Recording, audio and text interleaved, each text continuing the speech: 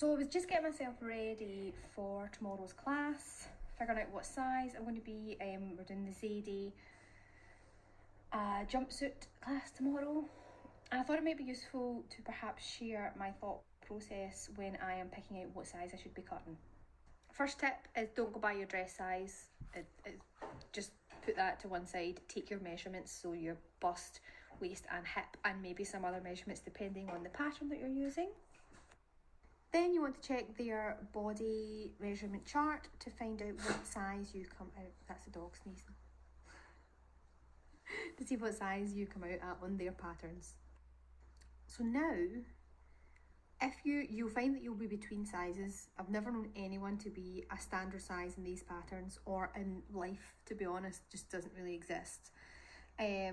So if you're, say for example, it's a shift dress and it's your waist size that's pushing you up a size, that shift dress doesn't have a waist on it. It's quite up and down, so the waist measurement doesn't count. So you should be able to size down to match your bust and your hip measurement.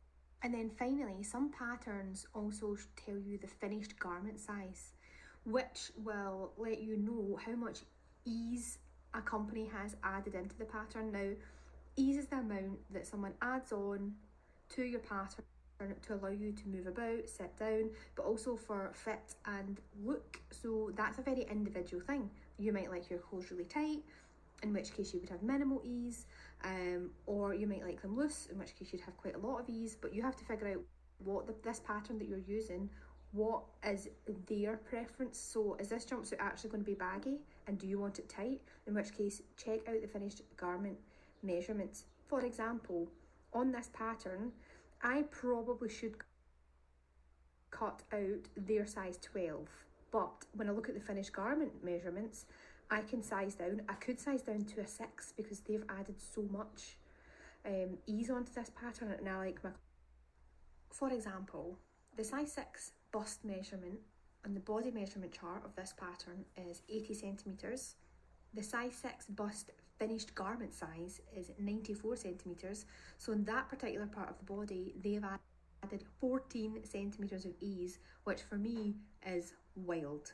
Like, that's a lot. This is supposed to be loose fitting. I don't want it to be loose fitting on me, so I am definitely sizing down accordingly. Now, one thing you do need to be careful of is, if it is, say it's a top, one of these tops that's supposed to go over your head, it doesn't have any fastenings, no buttons or anything like that, it's meant to be oversized, and the fact it's oversized means that you can get in and out of it without having fastenings. Be aware of that, because if you size down too much, you're not going to be able to actually get that on. So a little bit of, thinking through, why have they added that much ease? Is there a reason? Will serve you well.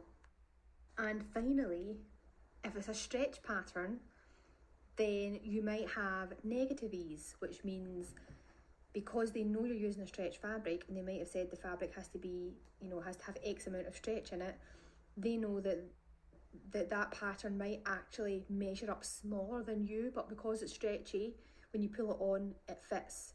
So stretch patterns are a whole other kettle of fish. So all of that information I've given you is for non-stretch patterns. I hope that is helpful.